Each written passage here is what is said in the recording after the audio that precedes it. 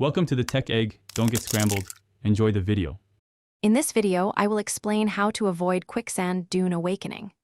Dune awakening refers to when sand dunes become active and mobile, posing significant risks.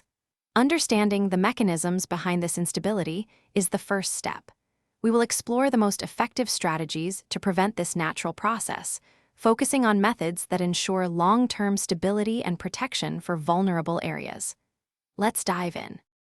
The single most effective and sustainable way to prevent quicksand dune awakening is through strategic vegetation planting. Plant roots act like a natural net, binding sand particles together and dramatically increasing the dune's stability. This biological approach is incredibly powerful, creating a resilient barrier against wind and water erosion. Selecting appropriate native species, such as marram grass or beach elder, is key to successful long-term stabilization efforts. While vegetation is paramount, physical methods offer crucial support.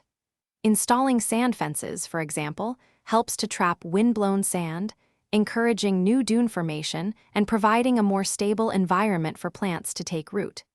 Additionally, geotextile mats can offer immediate surface protection against erosion, especially in newly planted areas. These techniques work best when integrated into a comprehensive plan that prioritizes biological stabilization.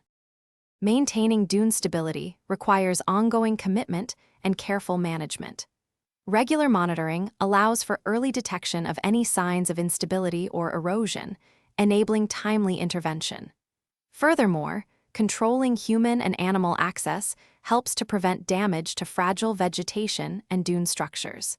Consistent maintenance, including replanting and fence repair, is essential to ensure the long-term health and resilience of these vital natural barriers for decades to come. Thanks for watching. Consider subscribing if I helped unscramble your problems.